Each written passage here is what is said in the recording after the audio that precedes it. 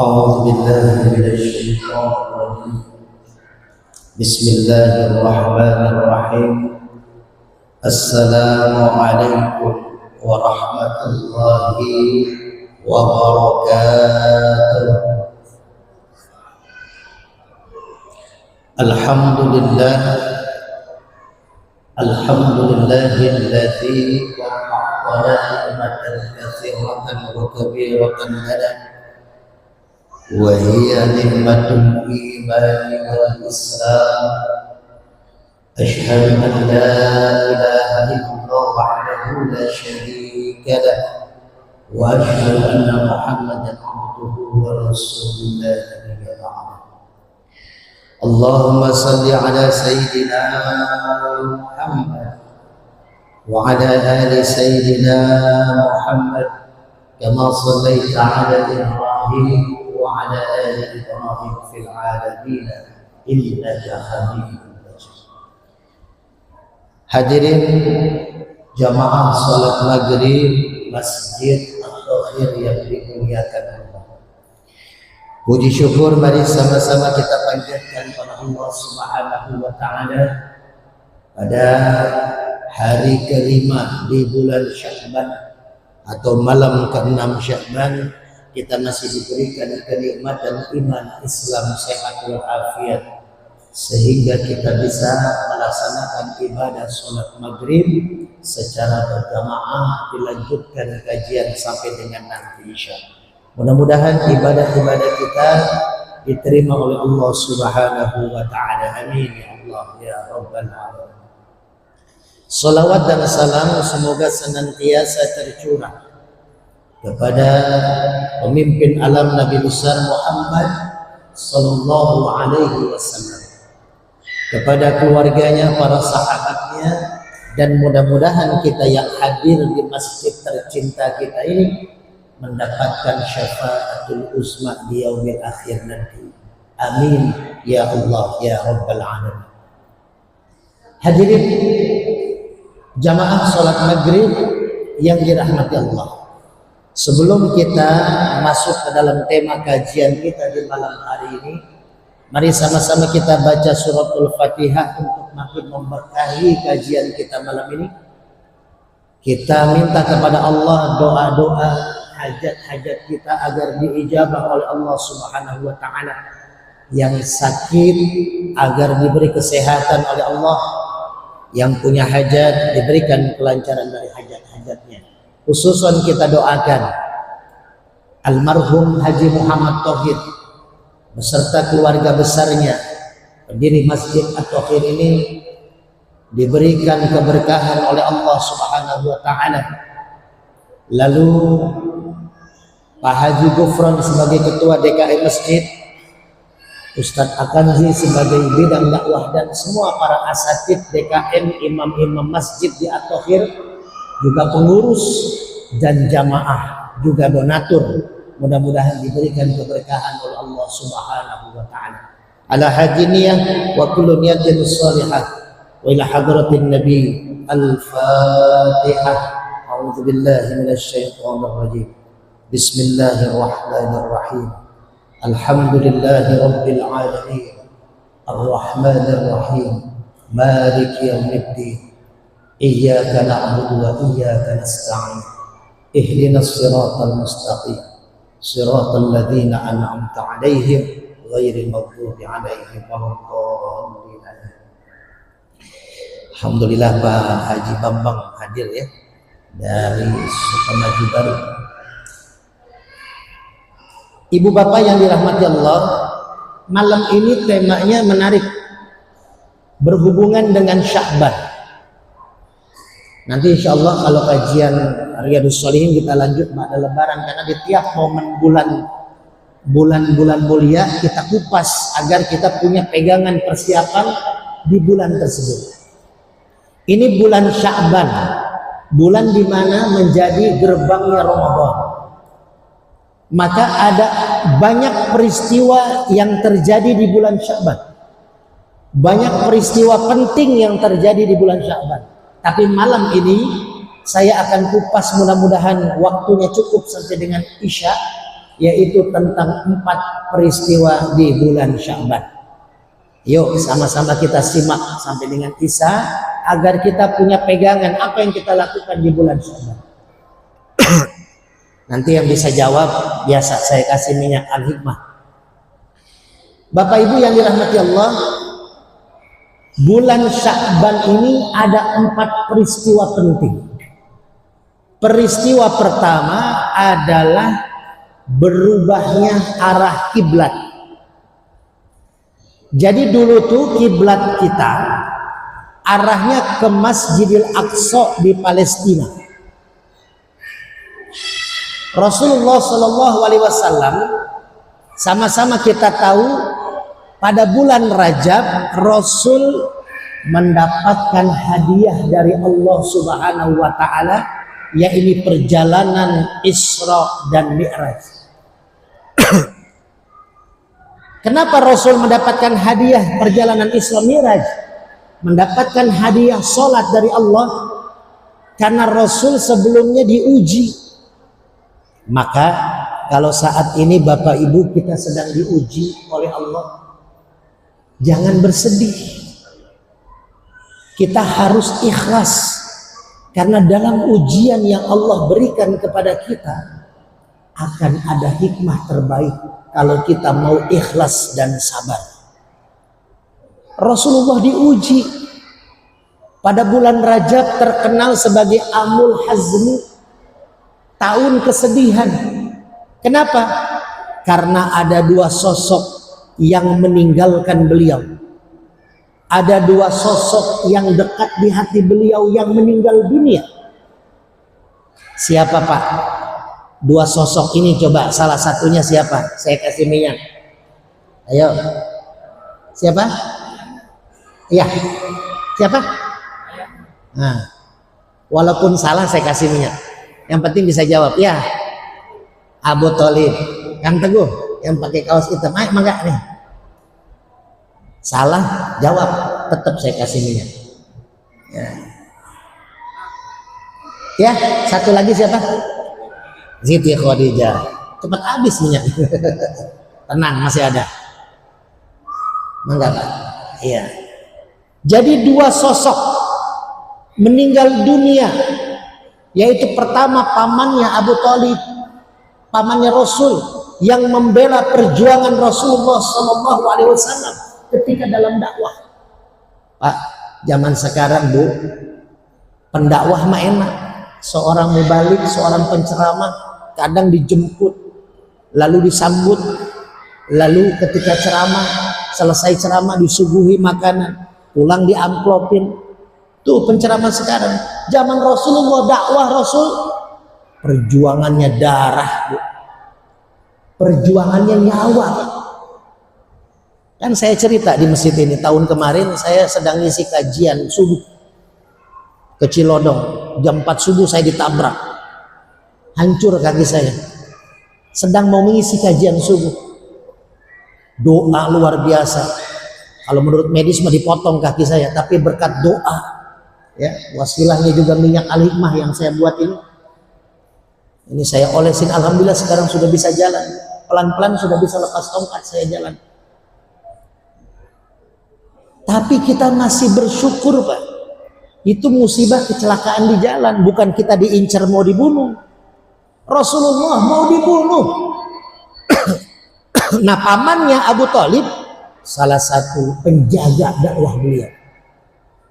Lalu Siti Khadijah istri beliau yang amat mencintai beliau dan sangat dicintai oleh beliau, hartanya habis untuk perjuangan dakwah. Siti Khadijah termasuk wanita kaya saat itu di Jazirah Arab. 2 sosok yang sangat dicintai Rasulullah meninggal dunia. Maka kata Allah dalam Al-Quran, kullu nafsin dha'iqatul maut. Setiap yang bernafas pasti mati. Tapi lanjutan ayatnya, wa nabluukum bisyarri wal khairi fitnah wa ilaina turja'un. Dan sebelum kamu mati, kata Allah, aku akan uji kalian dengan ujian keburukan, dengan ujian kebaikan. Itu semua adalah ujian. dan kepada kamilah akan kembali semua yang kita punya. Kadang kita merasa ketika kita dapat musibah itu ujian, Pak. Anak enggak lulus, mau masuk ke kuliah, aduh saya dapat musibah, dapat ujian. Kita nggak jadi naik pangkat, dianggap bagi kita, aduh musibah, saya nggak jadi naik pangkat nih. Atau caleg-caleg kemarin yang masuk pilkada, ya, baik DPRD, DPD, terus apa, DPR RI. Waduh, saya musibah nih, nggak menang jadi calon DPRD, DPD. Padahal itu ujian apa? Ujian keburukan, dan yang paling khawatir kita adalah ujian kebaikan, Pak. Kalau caleg mau nyalek nggak lolos, paling dia rugi apa? Rugi waktu, rugi uang, rugi tenaga. Tapi ketika dia menang, maka selama 5 tahun malaikat ngikutin dia tuh. Kalau dia sesuai dengan amanahnya, visi misinya disampaikan kepada rakyat, maka di situ dia akan dapat kebaikan.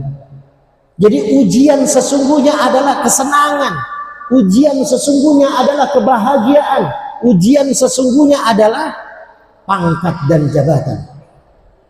Maka hadirin, Rasulullah SAW dapat 2 ujian besar, ditinggalkan Siti Khadijah dan Abu Thalib. Akhirnya apa? Kita sama-sama tahu, dapat hadiah Isra Mi'raj. Naiklah Rasulullah mendapatkan perintah sholat yang 5 waktu. Saat itu kiblatnya masih ke Baitul Maqdis, Palestina, Yerusalem. Lalu setelah 1 tahun 4 bulan atau 16 bulan Rasulullah hijrah dari Mekah ke Madinah, Rasulullah sering menengadah kepalanya ke langit. Rasul menginginkan satu saat kiblat sholat tidak lagi ke Yerusalem. Saya tidak ingin memalingkan wajah saya ketika sholat ke negara Yahudi, Yerusalem. Saya pengen banget ke depan Ka'bah. Itu curhatan Rasul ke malaikat Jibril. Akhirnya kata malaikat Jibril, ya Muhammad berdoa, minta kepada Allah. Lalu Nabi Muhammad minta dan Allah memberikan jawaban dalam Al-Quran. Aku tahu engkau suka menengadahkan wajahmu ke langit, maka aku berikan kiblat menjadi Ka'bah.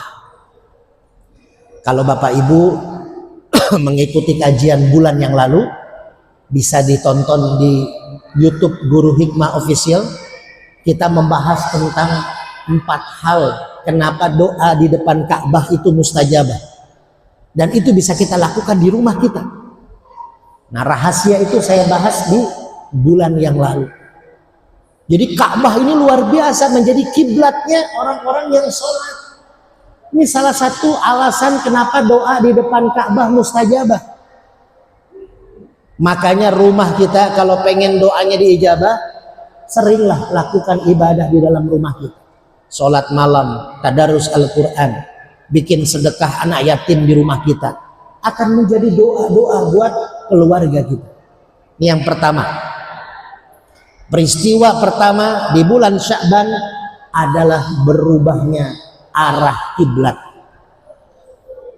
Yang kedua, apa yang terjadi peristiwa di dalam bulan Sya'ban, yaitu turunnya perintah bersolawat kepada Nabi Muhammad Sallallahu Alaihi Wasallam. Dalam Al-Quran, setiap Jumat, khotib Jumat di khutbah yang kedua selalu baca nih ayat ini. Inna Allaha wa malaikatahu yusalluna 'alan nabi ya ayyuhalladzina amanu sallu 'alaihi wa sallimu taslima. Suka dibaca nih sama khotib Jumat.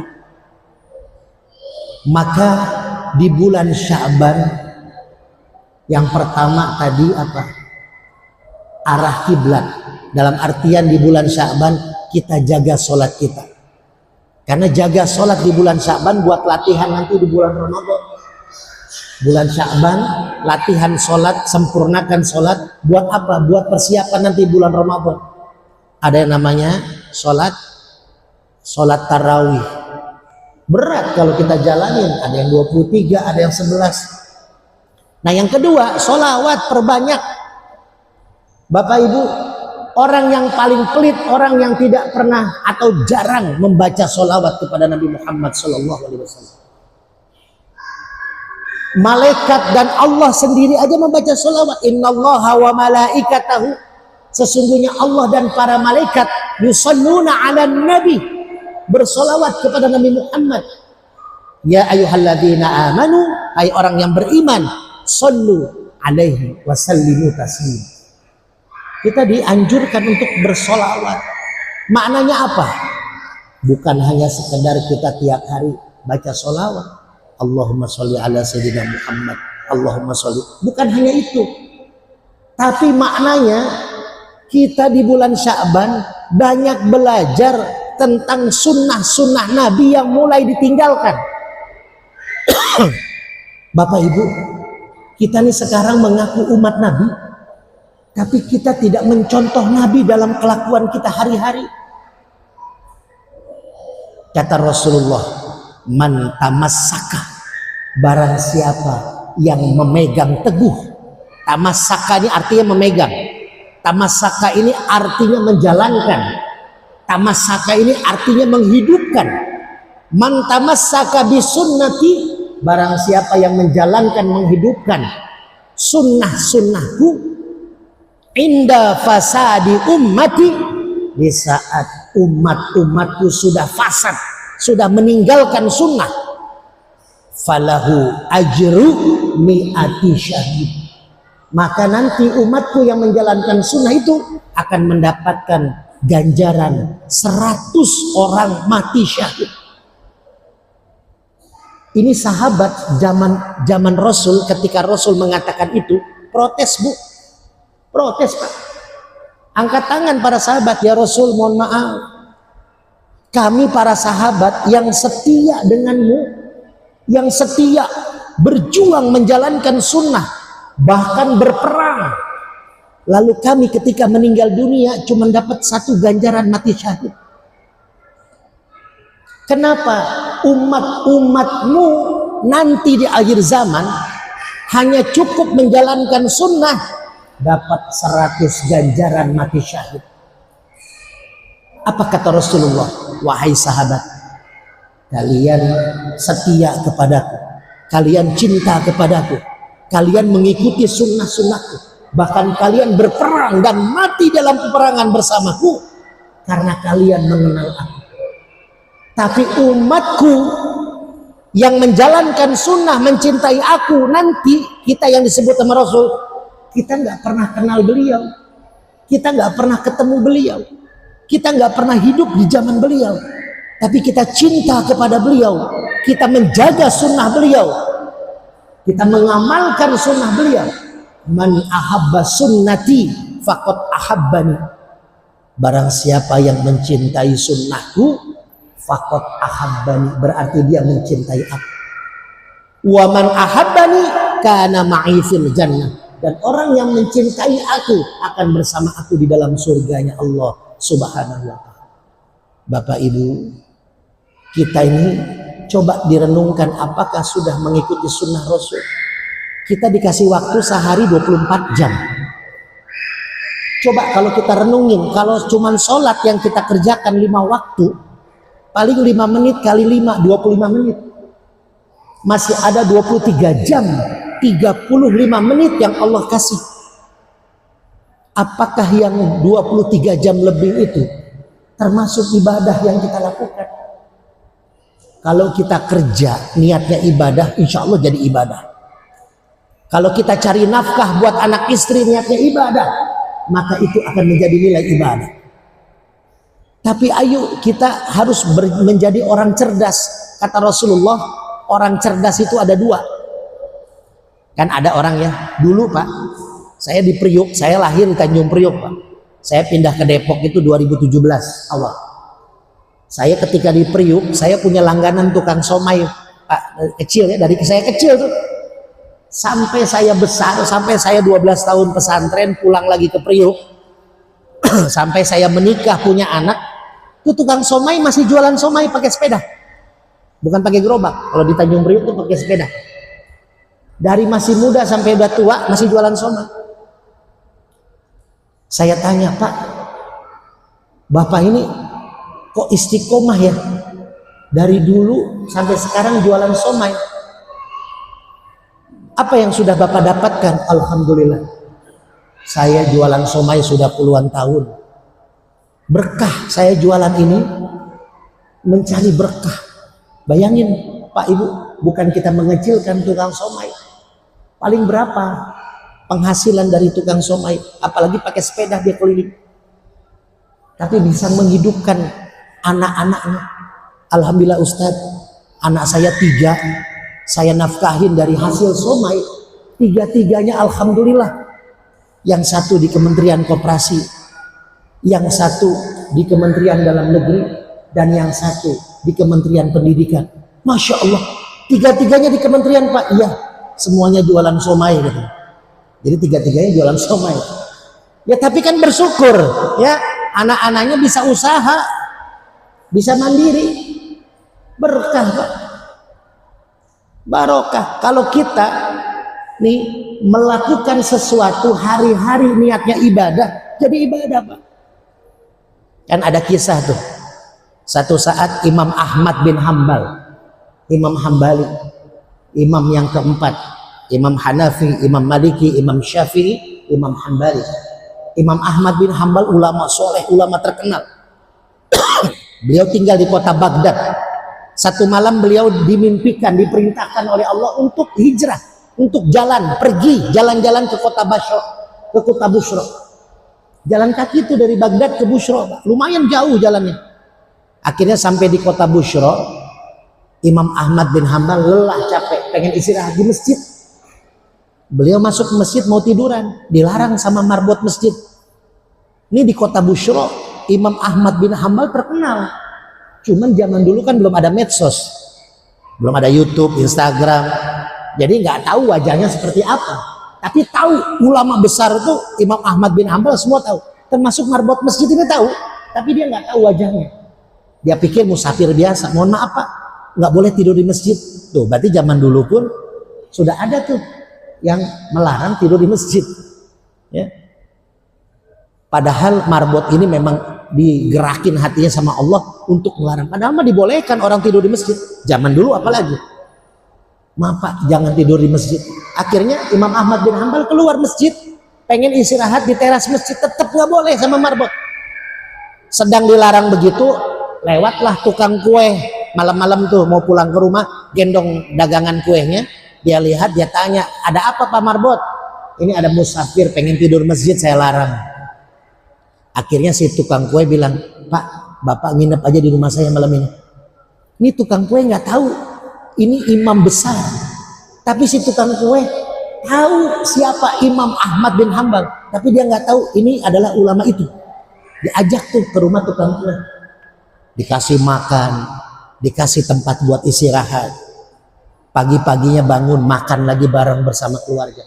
Imam Ahmad bin Hambal kaget melihat si tukang kue ini, penghasilan gak seberapa, tapi hatinya seperti orang kaya.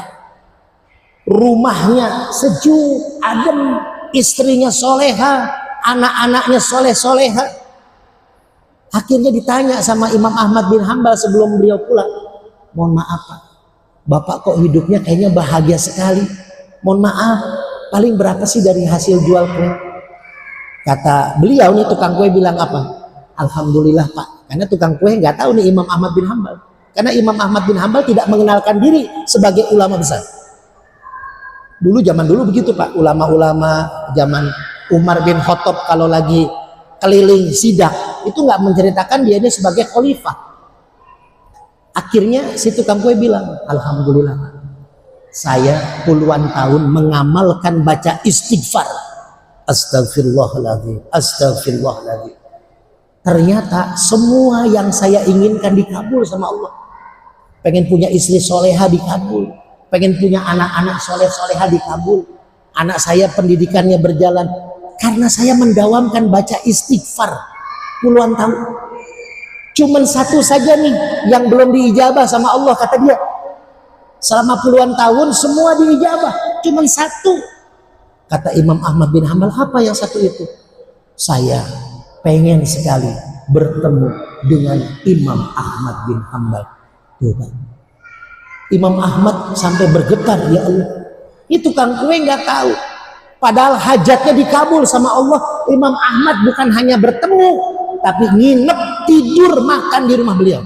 Tuh Pak, kalau Bapak pengen didatengin sama Habib Rizik atau ulama-ulama besar, baca istighfar Pak. Baca istighfar. Nah Bapak bikin maulid Nabi, undang beliau datang. Insya Allah tanggal 26 ya, Senin subuh di Masjid At-Thohir ada Ustadz Abdul Somad, sahur bersama Ustadz Abdul Somad, nanti kajian ba'da subuh. Ini kalau kita membacakan istighfar, lanjut kita terus mendawamkan, apa yang kita inginkan dikabul. Artinya apa Pak? Artinya menjalankan sunnah-sunnah Rasulullah. Rasul tiap malam, tiap hari minimal 100 baca istighfar. Ayo kita dawamin Pak. Kita kan dosa banyak nih Pak. Ya, kita ini kan masih dihargai karena aib kita ditutup.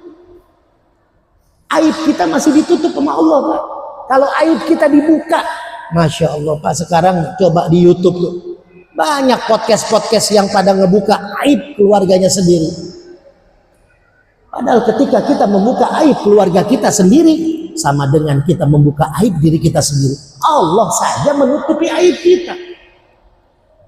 Kalau kita sudah dibuka aib kita, nggak akan ada kita dipandang orang lain Pak. Kita masih dihargai, kita masih dihormati karena aib kita ditutup oleh Allah. Maka amalkan sunnah. Yang paling sederhana apa Pak? Makan. Tiap hari kan Bapak makan Pak. Bagaimana makan kita bukan hanya untuk mengenyangkan perut, tapi jadi nilai ibadah. Pakai cara Rasul. Kalau mau makan, pertama Rasulullah tidak pernah mencela makanan. Jadi kalau Bapak makan disiapin istri, apapun bentuk makanannya, syukuri Pak. Hati-hati, besok bisa nggak dikasih makan lagi sama istri. Jangan dicela.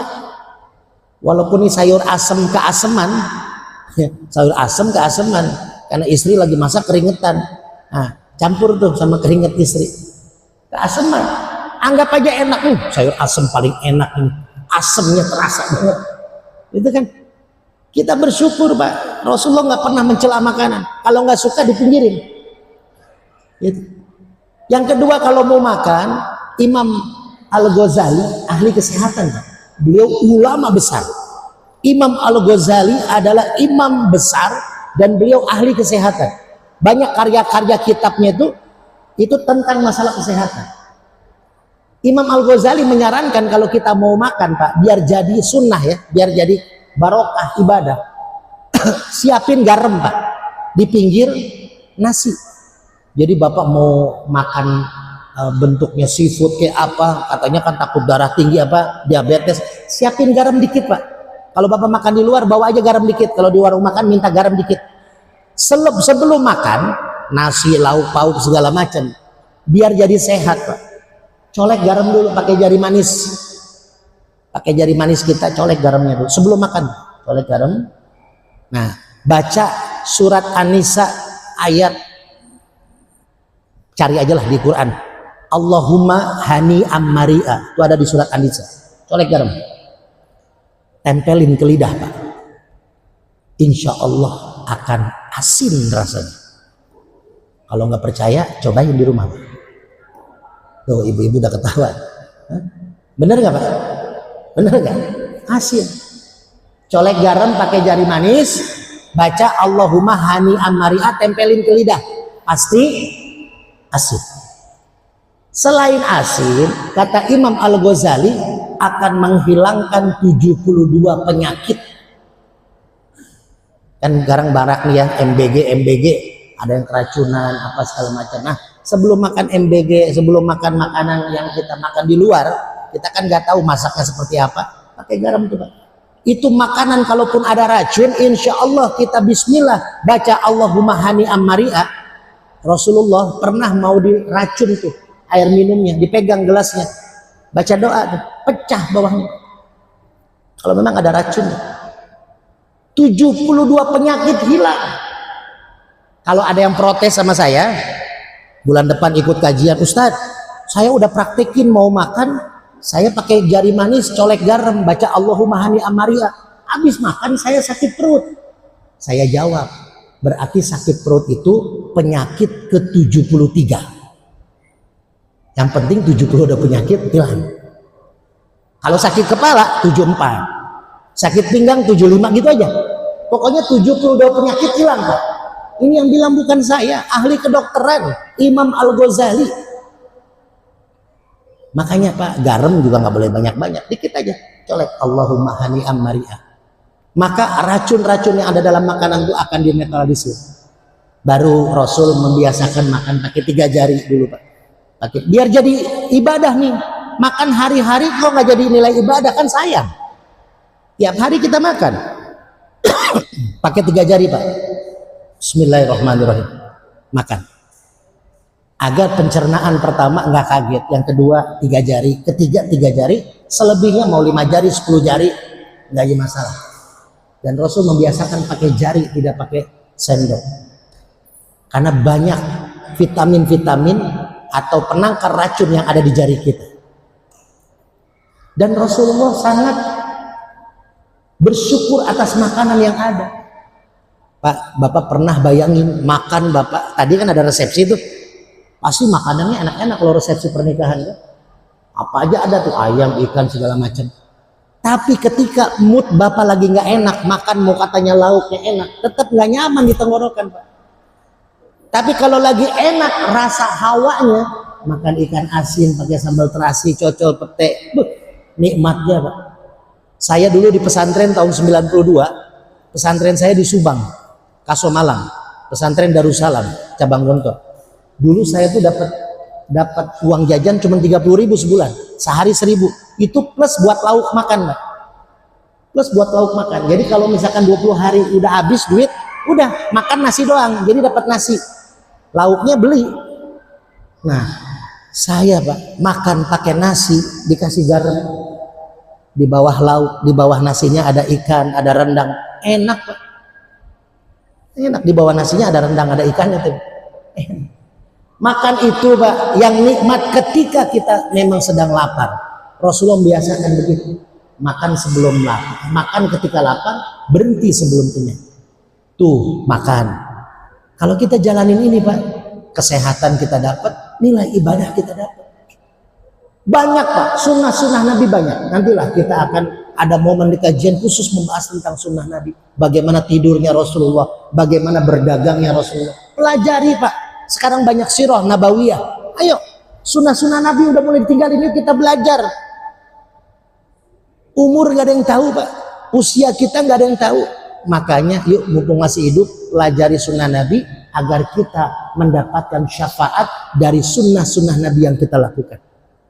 Ini yang kedua. Yang ketiga, peristiwa di bulan Sya'ban, turunnya perintah puasa. Coba siapa yang bisa baca ayatnya 183 Al-Baqarah? Mangga. Ayo. Ya ayyuhalladzina amanu kutiba. Siapa yang bisa jawab? Ibu-ibu ada suaranya kayaknya. Nah, terserah Kang Teguh, kasih ibu-ibu yang mana aja dah. Ya.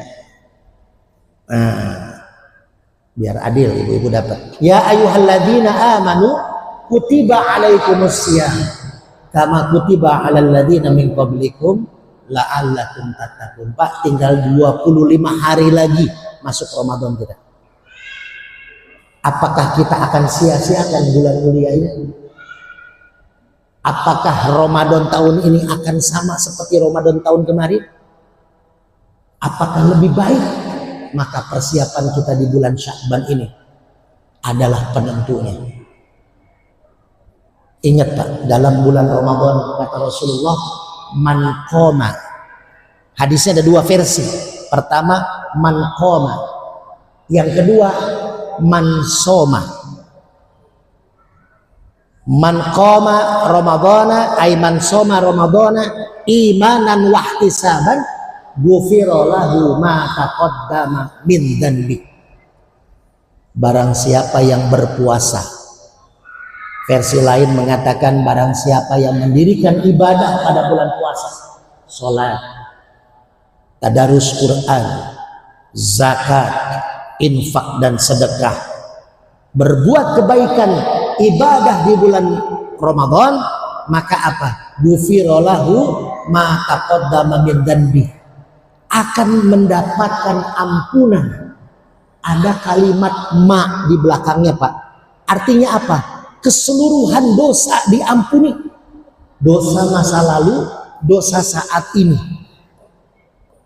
Kalau Rasulullah sudah dimaksum, sudah dibersihkan, sudah disucikan, sudah dimaafkan dosa masa lalu, masa sekarang dan masa yang akan datang. Itu Rasulullah sudah dibersihkan. Kalau kita dosa masa lalu dan masa yang sekarang, masa datang belum tentu kita diampuni dosanya. Ini kalimatnya ma taqaddama min dzanbi.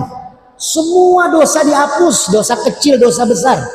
Tapi syaratnya kita menjalankan ibadah bulan puasa itu dengan dua syarat, imanan wahtisaban. Dengan iman dan ikhtisab. Artinya apa? Mempersiapkan diri. Persiapkan. Ini Ramadan sudah mau nyamperin kita, Pak. Jangan sampai ini Ramadan sia-sia meninggalkan kita begitu aja. Banyak keutamaan dari bulan Ramadan. Masih lama Pak Isa? Ya, sebentar lagi. Nah, yang keempat, yang terakhir. Peristiwa di bulan Sya'ban. Adanya nisfu Sya'ban. 10 hari lagi, Pak. Atau 9 hari lagi. Tanggal 14 Sya'ban, malam 15. Catatan amal kita selama 1 tahun akan disetorkan oleh malaikat kepada Allah Subhanahu wa ta'ala. Rapot kita akan diserahkan kepada Allah, Pak. Maka jangan sampai ketika rapot kita diserahkan kepada Allah isinya merah-merah, negatif, negatif, negatif. Maksiat, maksiat, maksiat. Na'udzubillah. Maka Rasul di bulan Sya'ban sampai kata Siti Aisyah hampir tidak pernah melihat Rasulullah berbuka puasa pada bulan Sya'ban. Hampir. Puasanya Rasulullah di bulan Sya'ban hampir mirip dengan puasanya di bulan Ramadan. Sering puasa. Karena kata Rasulullah, saya pengen ketika catatan amal saya diserahkan kepada Allah, wa ana shaim, kata Rasulullah, saya sedang berpuasa. Pak, kita pasti punya kehilafan. Kita manusia banyak lalai. Kita manusia banyak kesalahan. Namanya manusia, makanul khata' wa nisyan. Manusia tempatnya salah dan lupa. Itu manusia. Maka mari sama-sama momen-momen tertentu. Laporan kegiatan kita, aktivitas kita, itu dilaporkan oleh malaikat kepada Allah kalau harian itu subuh dan asar. Ba'da subuh dengan ba'da asar. Makanya Pak, kita kalau ba'da subuh, bahkan sholat subuhnya aja udah ngantuk kita. Berat. Ibadah yang paling berat itu 2, subuh dan asar. Subuh itu kita masih ngantuk, asar serba tanggung. Kerja yang tukang bangunan belum kelar kerjaan, mau sholat badan kotor, di kantor juga belum kelar, absen jam 4:30, serba nanggung, Pak. Maka ujian subuh dan asar itu begitu berat. Makanya ada namanya sedekah subuh. Makanya kalau kita subuh di masjid, bawa, Pak, anggap kita sedekah buat orang tua kita yang sudah meninggal dunia. Kan dulu kita setiap pagi dikasih jajan sama orang tua tuh. Mau sekolah dikasih 10.000, kasih 5.000. Nah sekarang kita balas gantian ngasih jajan orang tua kita yang sudah tidak ada. Dengan apa? Dengan fal yatasaddaq, sedekah. Sedekah subuh, bawa uang, masukin kotak amal masjid. Setelah masukin kotak amal masjid, pulang dari masjid ada tukang sapu jalan, kita kasih lagi 5.000. Atau kita beli nasi uduk, kita kasih makan orang yang kita lihat di jalan. Sedekah subuh, Pak. Ini berkah. Jadi malaikat nanti membawa catatan amal kita setiap ba'da subuh kepada Allah. Oh, hambaku subuh ini sholat berjamaah di masjid, ba'da subuh dia memberikan sedekah subuhnya, dilaporin. Asar juga begitu. Mingguannya Senin dan Kemis. Senin dan Kemis dilaporin ke Allah. Dan tahunannya adalah nisfu Sya'ban. Nih 9 hari lagi. Yuk persiapkan. Mumpung kita masih di awal-awal bulan Sya'ban. Masih tanggal 5 Sya'ban. Masih 25 hari lagi di bulan Sya'ban. Perbanyak sedekah. Perbanyak puasa. Perbanyak ibadah, sholat, tadarus Al-Quran. Ini bulan Sya'ban, bulan mulia. Bulan gerbangnya menuju Ramadan. Orang yang pengen sukses di bulan Ramadan akan terlihat di bulan Sya'ban. Ayo, mari sama-sama kita tingkatkan ibadah kita, kualitas ibadah kita di bulan Sya'ban. Banyak kejadian penting yang ada di bulan Sya'ban. Tapi 4 hal inilah perlu kita renungkan. Yang pertama, berubahnya arah kiblat. Artinya apa? Yuk kita lebih getol lagi, minta kepada Allah dengan sholat kita, sempurnakan sholat kita. Yang kedua apa? Yang kedua adalah turunnya perintah sholawat. Ayo cari ilmu tentang sunnah-sunnah Nabi, dan bukan hanya kita pelajari tapi kita amalkan. Yang ketiga apa? Ayat tentang puasa turun di bulan Sya'ban. Artinya perbanyak puasa di bulan Sya'ban untuk melatih puasa kita di bulan Ramadan. Dan terakhir adalah nisfu Sya'ban. Catatan amal kita akan dibawa kepada Allah di malam nisfu Sya'ban. Mudah-mudahan catatan amal kita yang nanti akan diserahkan kepada Allah menjadi catatan terbaik kita di tahun ini. Hadirin yang dirahmati Allah, sudah mulai mau masuk isya ya. Kita sama-sama minta kepada Allah Subhanahu wa taala agar kita semua diberikan kekuatan oleh Allah untuk menjalani bulan Sya'ban dengan bulan terbaik kita dan masuk ke dalam Ramadan dengan keutamaan kita menjadi manusia mulia yang akan diterima Ramadan kita oleh Allah Subhanahu wa taala dan menjadikan kita la'allakum tattaqun, menjadikan kita orang yang bertakwa kepada Allah Subhanahu wa taala. Mudah-mudahan bulan depan insyaallah kajian tidak ada karena sudah mulai tarawih, tapi insyaallah malam Ahad tanggal 28 Februari akan ada kultum. Ustaz Akanzi udah ngasih jadwal, jadi kita akan spesifik membahas tentang masalah puasa walaupun hanya 15 menitan. Ya, insyaallah kita bertemu lagi di bulan depan. Mudah-mudahan sehat semua jamaah DKM Masjid At-Thahir. Kita bertemu lagi di bulan yang akan datang. Wabillahi taufik wal hidayah wal afu minkum. Wassalamualaikum warahmatullahi wabarakatuh.